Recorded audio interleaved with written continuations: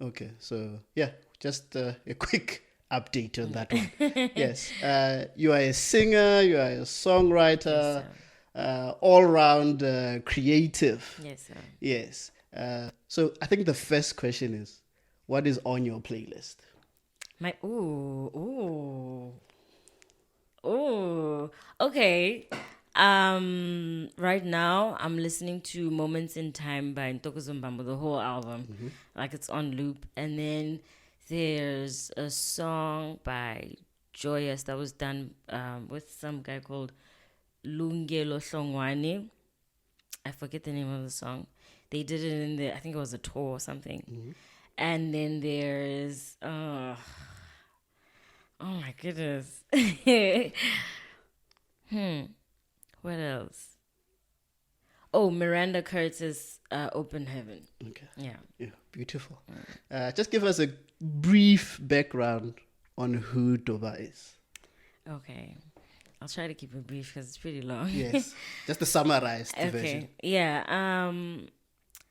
I am the firstborn daughter of Bishop and Pastor Peggy Lubinda. I was raised in a very Christian home. All my uncles were pastors from my dad's side. My mom's family was also very much in the church. Her sisters are actually the ones who introduced me to the music industry. So that's that's the kind of environment I grew up around. Very Christian, very church, very music. You know, we always have like music. We don't have music playing at family events. We are the ones singing at Yes. family events. So yeah, and then yeah, I joined or entered the music industry when I was 15 years old. My aunt invited me to one of the German Christ rehearsals. I don't know if you know German Christ rehearsals. Yes. Like, you know, Yes, back no, in I the know. day. I know that. Yeah, yeah, Yes. yeah. She invited me to come to one of the rehearsals, and I thought I was just attending rehearsal, but apparently that was me being, introduced to the group, and that was the beginning of everything. Um, yeah, I got married in 2019. I'm a mom of a now going on 2 years old baby girl. Yeah, I think that's me keeping it short. Okay. Yeah. So, would you say then you come from a musical family Oh, background? for sure, for sure. Like I literally grew up listening to Joyous Celebration when it first started. We have Joyous Celebration one, One. two, three, four, five. We have all the numbers, Yes. and your the gathers, like literally, yes, that's literally yes, that's my background. I grew up Okay. in a very musical family. Like my parents actually were in a band. Apparently, back in the day, I didn't know this. Yes. Yeah, my mom was a singer in the band. My dad played keyboards. My uncle played drums. My other uncle played the guitar. Yeah, so So for you, there was no running away, I guess. no, there was Yes, no you way were. I could The whole thing avoid was it. just Yeah, no, integrated. it was bound to happen. Yes, so there was no, because Yeah. then that basically just erased my next question. Okay. Why gospel music? You have a good voice. Why gospel music? I mean, that's actually a good question because I could have, because of the fact that I have a good voice, I could have somehow just gone into, I don't know, jazz or whatever. Because I was raised in a Christian family doesn't automatically mean, I'm now Christian and I have to do Yes, yes, gospel yes, yes. music. So, it was actually the same year when I joined German Christ. It was the same year I got baptized. Because even though I was raised in the church and my parents were Christians, one thing I always appreciate from my mom, she always made it very clear that just because your dad's a pastor does not mean you're a pastor. That does not mean automatically, you're a Christian. You have to figure this thing for yourself. You have to know God for yourself. That's a huge journey. So, I had to go through that. I had to find myself in Christ, and then I was born again and baptized at 15. So it became okay, I'm a good singer, so automatically this is the direction. It has to be gospel. I can't do anything other than gospel. So yeah. I think it's a good thing that your mother wanted you to form a relationship with Yeah, Christ. definitely. Not that you do things now out of a Yes, religious. yeah, exactly, uh, exactly. Yes. Yeah. So that you have your own relationship with Christ, not Exactly. because of the home that you grew up Exactly, in now. definitely, You yeah. feel now, okay, no, this then I have to. Yeah, for Yes. sure, yeah. Yes. So that now it comes from a place of love. Yeah, a personal journey, not so much a family journey. Yeah. Yes. So you recently, I think just a couple of months ago, Yes. released your first album. Yes, sir. Congratulations on that. Thank you. I think what I like about it is the quality. I think for me, what stood out first was just the quality and the spirit of excellence that reigned. So I think a big congratulations so much on that. Thank you so much. Yes, I think that was the first thing when I saw the videos, even the artwork, everything was just top quality. So I try. yes, Yeah. I think sometimes because you're in gospel, people have a tendency of maybe just lowering it a bit. But you then especially said, in okay, this country. Yeah, yes. yeah. So you said, okay, no, I'm going to push the bar up. Thank you so much. So what inspired that journey with the project, and what inspired you to actually say, okay, no, now I'm going forth now. I'm going to do a project. Actually, ever since I did at 15 years old, I knew this is what I wanted to do, but I wasn't sure if it's what I'm called to do. So it took me a while to convince myself that, okay, this is actually what God wants me to do. It's not just, okay, you're a good singer, automatically you have to do gospel music. Yes. So once I reached that state of mind, like, okay, fine, this is my calling and this is my purpose, I tried to record multiple times, you know. At 16, I recorded a 10-track album. It never saw the light of day. And, you know, I just, you know, kept trying, you know, with different people.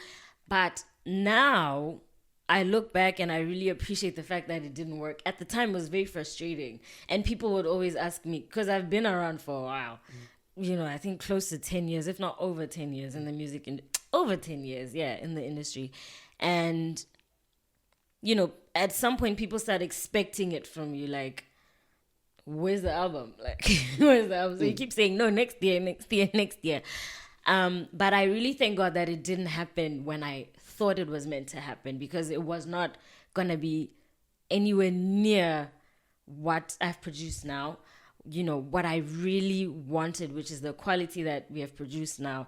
And I feel like that could have only happened as a result of experience and time and meeting the right people. Because along the way, for example, my music director is somebody that I met in 2017. You know, if I'd released my album back then, it would have been somebody else's direction who I thought was a good person, a good producer, but he wasn't necessarily in line with me and my sound and, you know, what I'm trying to give or what's in my heart or what's in my mind. So after meeting him, and then we tried, it didn't work.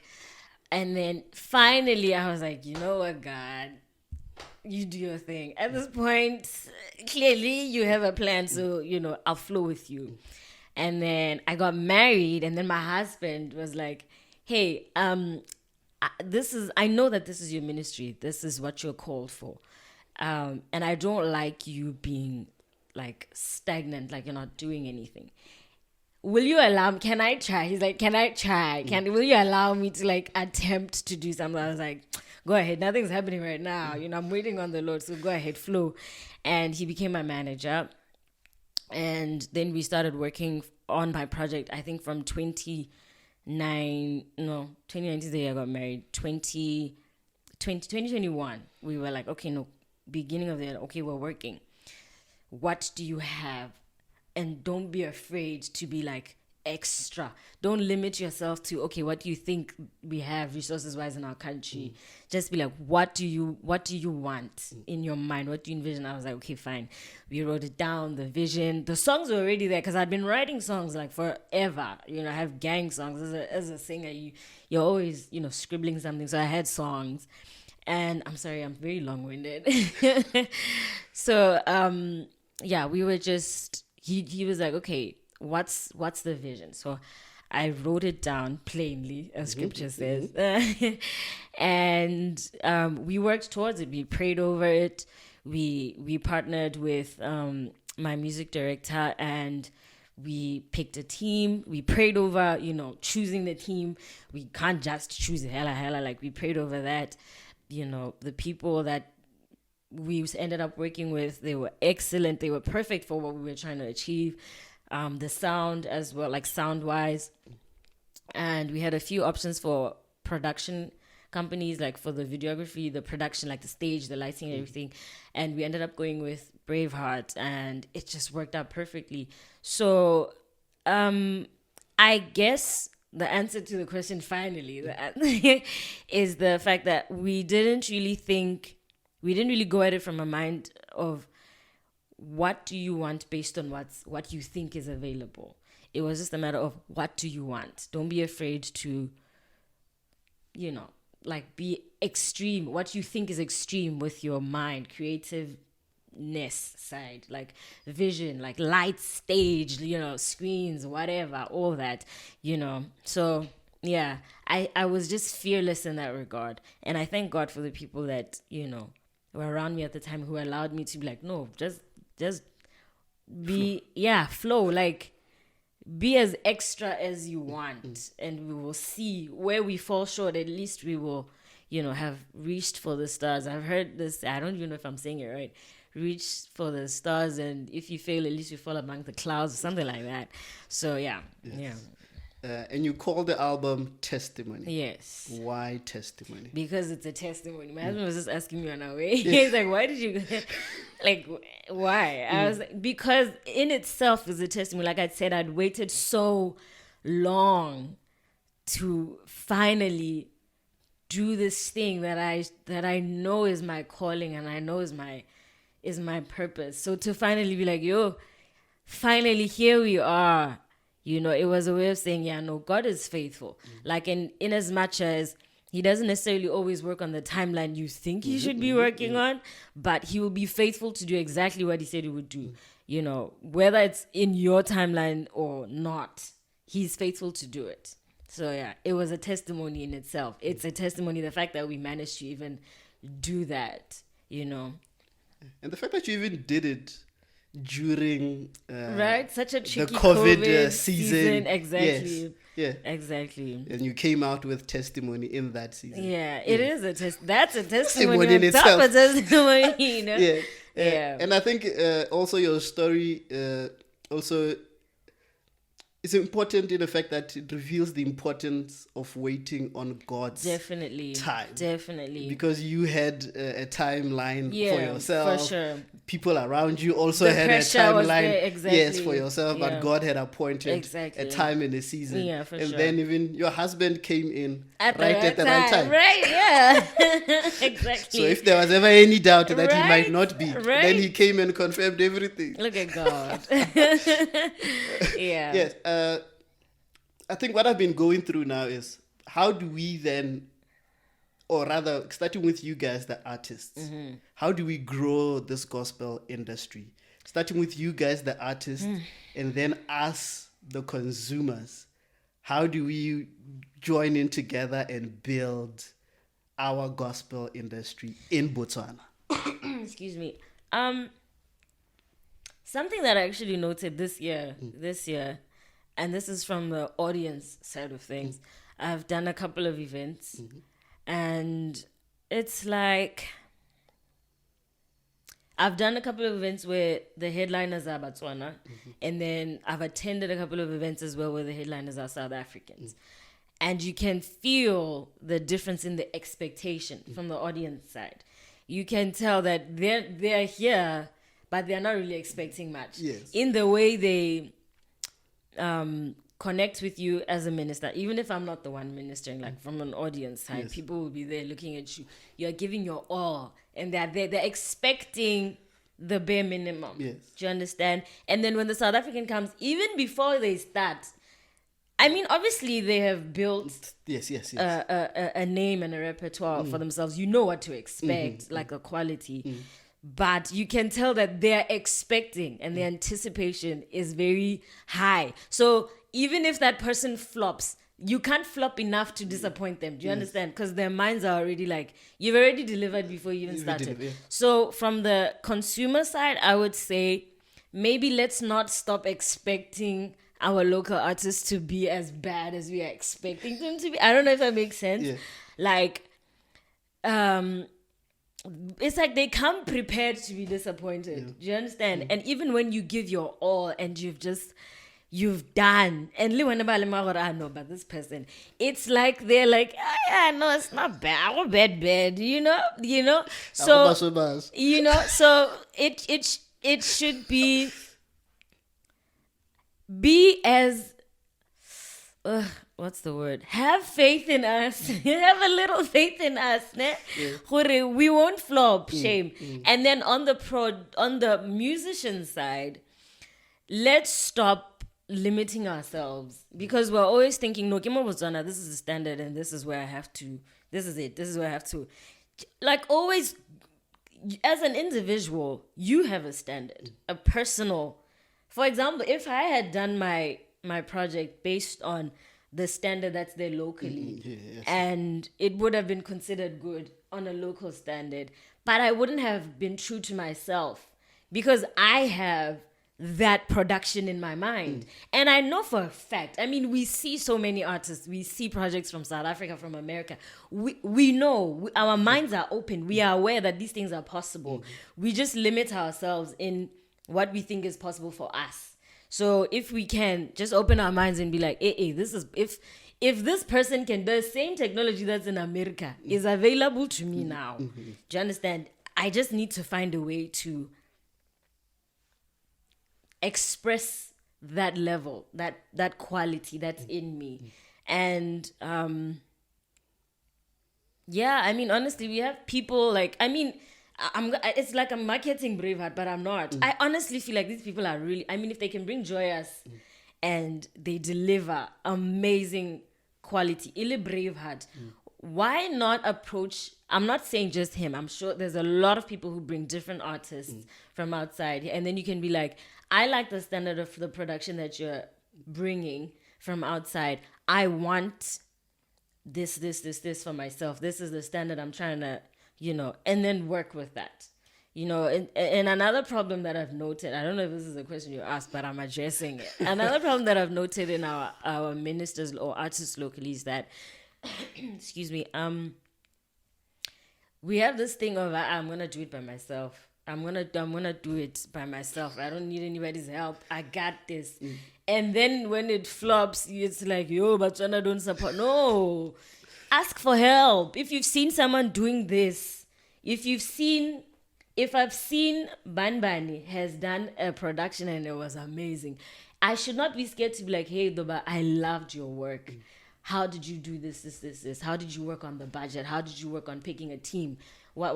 You understand? We are, in as much as the sad truth is, we're all trying to be level up on one another. But the thing, exactly, we're competing when the thing is, we are one industry. Like if I flop, we have all flopped. They don't say, no, Kidoba, the gospel industry is, no. The gospel music, we are fraternity and we should behave as such. In as much as it's an industry, we are Christians and we should behave as such. We should have this mentality, my brother's keeper. And also, as my brother's keeper, I'm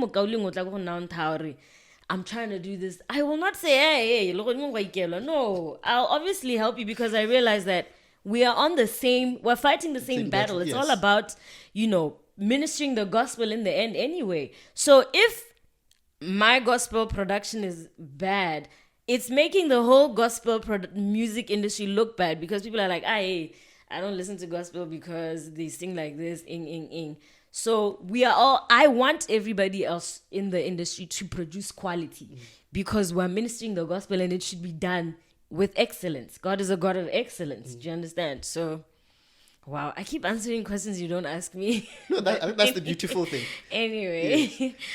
Yes. You mentioned, I think, the expectation. Because I believe you guys as artists feed off the energy that the audience is giving you. Definitely. Yes. And you also mentioned collaboration. That is something that is very difficult in our country. We find it because we have a very competitive spirit. So it's going to be difficult then for us to come together and say, okay, let us work together. I like what you are doing. Will you pick me up? That time our country is so small. There's no room for competition. I mean, we're so few. So if we came together as few as we are, we would do such amazing things, you know, for the kingdom and for the industry. Do you understand? So we're not enough to be competing, guys. Like we could fill this room and we'd you understand what I mean? Yeah, so, yeah. Yeah, I think also the nice thing about it is what you said was that you didn't keep it local in terms of your production. Yes. Because I know your video is playing now on Trace. Yeah. So you make sure that your production was able to appeal even to an international market. Because if I'm going to sit and say, okay, Botswana has 2 million plus people now.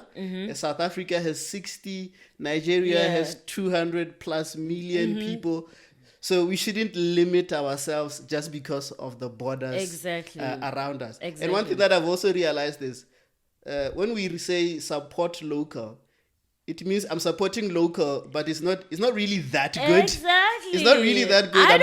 I'm supporting it just because it's local. I love the mantra support local. I am very patriotic. Let's not get this twisted. I love my country, but I will not compromise the quality that you can't. This is water, ne? I'm used to a certain level of quality of water. Yes, it's from South Africa, fine. You want me now to support local, you come with your water, it's not clean, your bottle, your present, and then you say I must support local. Why don't you put the same effort? You know, I can't just support local because it's local. Give me a reason, make it worth my money. In fact, if you give me the same quality, I'm willing to pay more because it's local. Do you understand? But you're giving me quality. Do you understand? But that's where we are now with support local. It does not mean support local because it's support local just because it's local. Yeah. Nah. So even the quality that we put out is not really of a high standard, but just because we have a support local is just the case. That's why even the audience comes to the show and they're not really expecting. So they're just there supporting local. Exactly. So they're here to support local. They're just there to support local. Hi, guys. So now there's a transition also. I know, is this early this year or last year? I'm a bit confused. Musica closed down its doors. I think it was last year. It was last year. In essence, spelling the end of an era of CDs. I think this has been long coming ever since iTunes launched many, many years ago. This was something that we knew that eventually will come. But it is here now, but it is coming as a shock for people, especially like me. The purists. Who liked the to have physical copy. Yes. So how are you then transitioning? I mean, it's hard because one of the things when my husband and I got married, we were like, we're gonna do a collection of physical copy. Hey, that time the store is about to close, and you're like, ish. But and the thing is, my project came right at the end of this era, so it's like, do we not do physical copies at all? But like you're saying, it's a transition. We can't completely stop cold turkey. Obviously, there's people who obviously our parents, our elders, they still I want my CD, ma'am, and I want it signed with an autograph, and we do cater for those, but we're also very conscious of the fact that it's going this way. And actually, I was actually gonna say it's more than just CDs. You'll find that radio, for example, we're doing a podcast now. Radio is not as as it used to be. I go into the car, I don't just switch on the radio and drive. I go into the car, I connect my phone, I play my playlist, and I go where I'm going. I don't even know what's playing on radio or not. Do you understand? People are listening to what they want to listen to now. They're not just listening to what's playing, what's available. People don't even watch TV anymore. We go to YouTube, we watch our favorite podcast, that's just the direction. So it's a strange world to be in right now with the transition, but we have to adapt, and we are adapting. It's actually not as bad as for me, because I'm coming in more on now the season is digital. So it's like that's where I'm focusing, yeah. I think also in the long run for you guys it will be cheaper. It is in a way. Because you're not doing the whole the printing, physical, the packaging, the sleeves, yeah. And it's easily accessible now. Yeah, because now to everyone. You launch in Botswana, somebody already in Europe can already access Which your is music. actually one of the reasons we were very intentional about the quality. Because it's very difficult for me to get my physical copy from here to the UK. Do you understand? But if I want my music to be played by somebody in the UK, I have to put it on there. It's accessible to them. It's easy for them to get it. So the quality has to be there. Do you understand? The level has to be at the point where they want to listen to it. And it's not just, CD, I'll play it when I want to. It's alright, it's not bad. And then you don't listen to it ever again. Because the streams actually communicate, like the numbers tell you. I actually love this way of life because it tells. Because I'm tarigile CD, track 5. How it's another show, you don't know which song to which one, but this one you are aware people like this song. This is the most streamed song. This is the most, this one is performing this way, blah blah blah blah blah. So yeah. So there's data that then supports your work. It's very helpful for us as artists. It's very helpful. Yeah, because I remember I bought a Joya CD. I was in school at the time. Yeah. Well, I didn't have access then to my first CD that I bought on iTunes. Was a joyous celebration. Yeah. I'm just reminded of that as you were talking now. Or you can't ship your CD to the UK. Because I was like, okay, no, I want joyous. I want to have access. Exactly. I don't have access to this physical How do copy. I get it? Then it gives you a bigger reach. Yes, definitely. Than being limited to just the physical. Yeah. It's just the link away. It's just the link away. Yeah.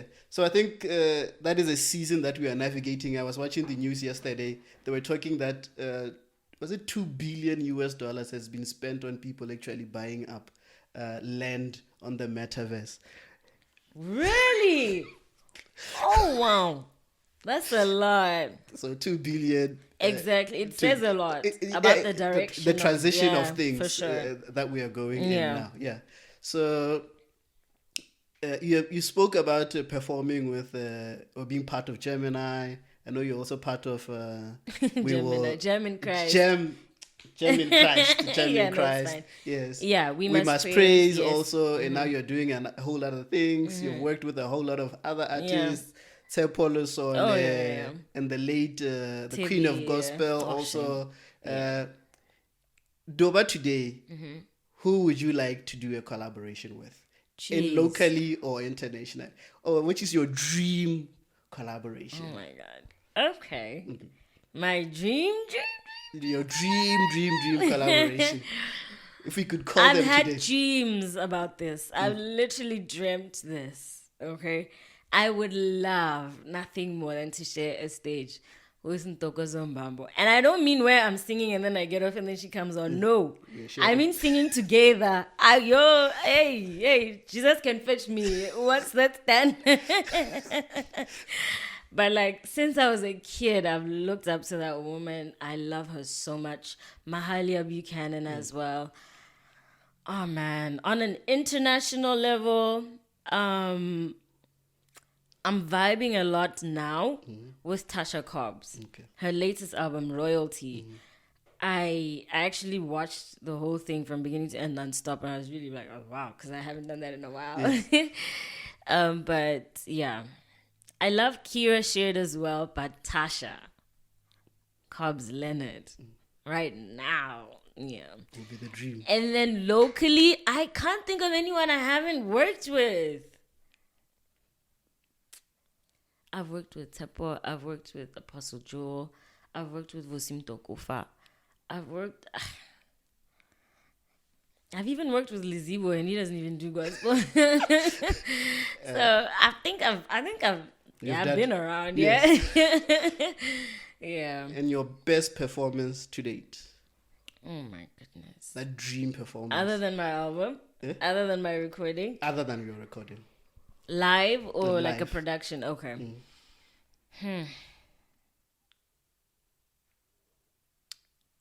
What? I can't. I can't. I can't think of one. Maybe We Must Praise. But the thing is, the song that I'm talking about is not out. Is not out. The We Must Praise recording Africa Unite. There was meant to be 2 CDs. The first CD's out now. The other CD, the one with the song I'm talking about, is not out yet. And the song is called What a Friend We Haven't. I feel like that was like, yeah, that was tops. Yeah. Yeah. So there's not really any reference to it, but yeah. Okay. So there's somebody now who's listening, who's watching, who's an up and coming artist, and they're looking at Doba, as you've already mentioned. You've been in the industry for more than 10 years now, so Close I'm sure to there's 15 actually. Yes, so there's a lot of knowledge that is there. In your 10-15 years in the industry, what is the number one skill that you would say that it's important for your growth and for your survival in the industry? Learn to learn, learn to adapt. As I've been working with so many people, so many different people, and I think this goes across the board, not just in music, but like as a person in whatever industry you're in or whatever. You will always meet someone who knows a little bit more than you, who knows something you don't, who has experienced something you haven't. So learn to not always be the person in the room who's talking and like, I know this and I can do that. You know, there's always something you can learn. Even for somebody who's not even been in the industry for that long, there's always something you can learn from someone. So sometimes it could be technical, like on the musical side of things, because you'll find that these young ones these days, they sing very differently from, you know, us. And by us, I mean the older ones. Yes. They have a different approach to music. So you might learn something from somebody younger than you. You'll definitely learn something from somebody older than you or somebody who's been it longer than you. So learn to learn. Like always be ready and, you know, calm enough to sit down and learn. Yeah. And then what was the second thing I said? You said teachable and adaptation. Oh yeah. And adapt. yes. There's things that I used to do back in the day that now if I try to do, people are like, what is she doing? You know? So I've had to adapt. For example, like you're saying, even in the music sales of things and like, you know, CDs, we're learning to adapt to a new way of having your music reach people. It also applies on the music side. You should learn to... I've worked with so many different teams. I have my team, I have my band, I have my vocalists, I have my MD. But there's events where I attend and I don't have the room to bring my team. And I have to work with people I've never met before. I have to work with people who maybe are not as skilled as my team.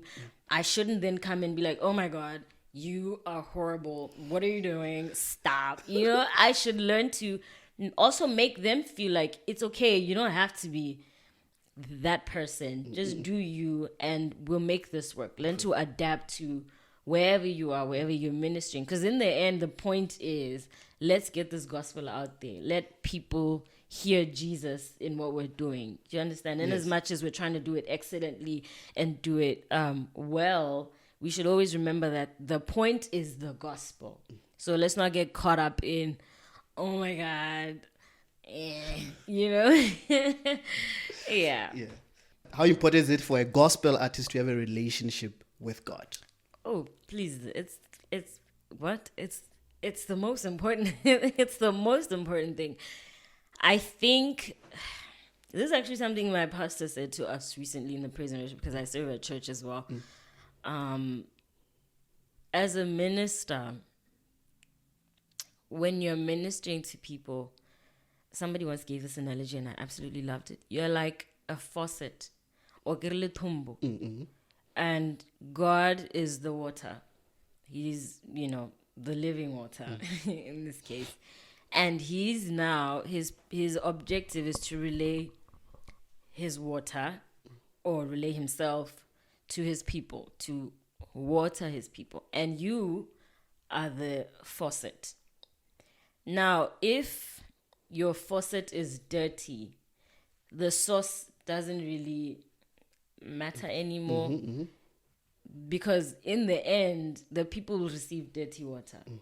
So the importance of having a relationship with God is that you are relaying what he wants as is, without corrupting it with yourself. So the people will say, no, you can't be perfect. It's true, we're not perfect, but the objective is to be perfected by God daily as we walk with him. You allow him to work on you. And if I have, or I'm struggling with a certain spirit, and I'm now singing to God's people, I'm not just singing words or songs or secular music. I'm singing a word that has life. Now this word is now collecting the life that I have, also the things that I'm struggling with, and I'm feeding it to people. Yes. So it's a very sensitive matter. There's people who think I can sing gospel music even if I'm not a Christian. It's a good industry. I can make good money from singing gospel. Let me go do that. It's a very sensitive matter, and it's quite dangerous because you're messing with, or you're handling, or you're dealing with people's destinies here. You might have, whether you realize it or not, sown a seed of lust, or a seed of struggling with something into somebody's life who is trying to be delivered. That's why, as praise and worship ministers, we're always reminded that people can actually become healed from your ministry. People can be delivered from your ministry. That's because you are carrying the unadulterated, pure water from the source as is, and you're delivering it. And that water brings life. And so if you as the vessel are, if you're okay, then this word achieves its purpose. It changes people's lives. It heals people.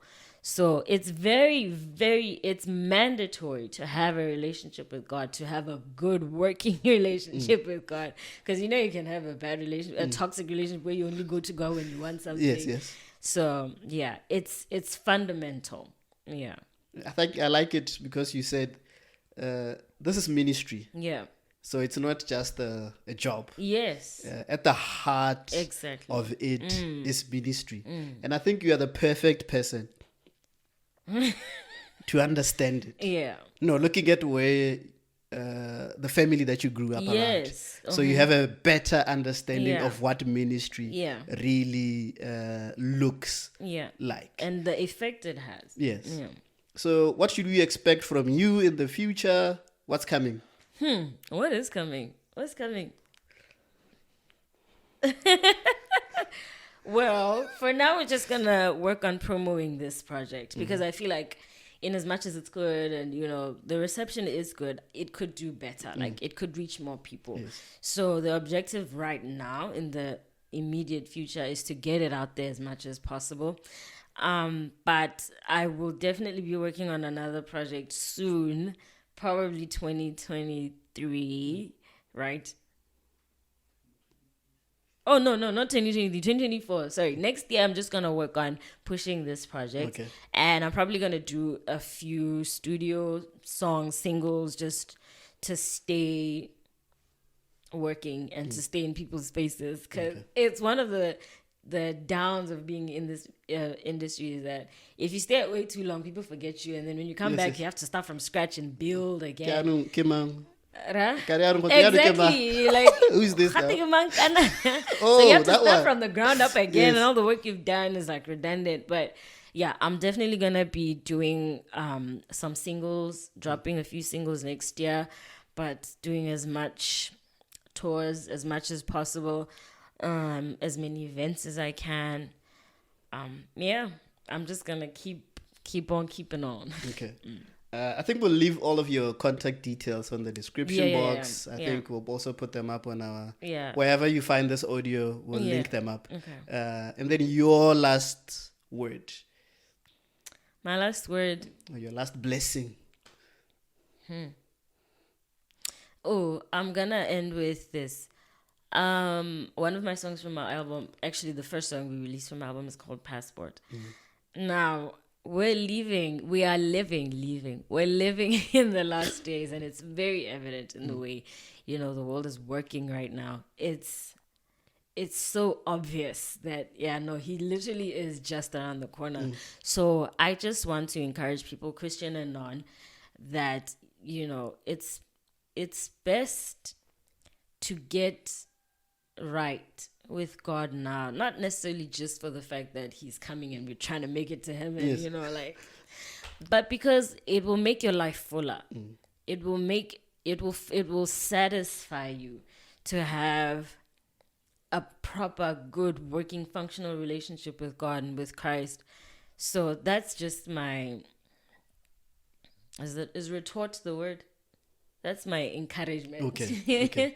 Let's enjoy Jesus. He's a very good guy, and he's a great guy to have a relationship with. So let's build and have good relationships with him.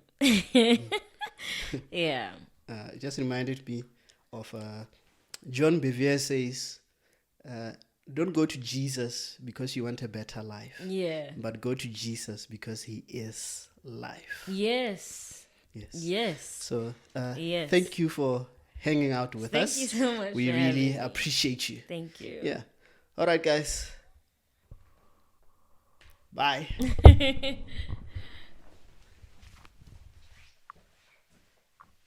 was fun. Really fun.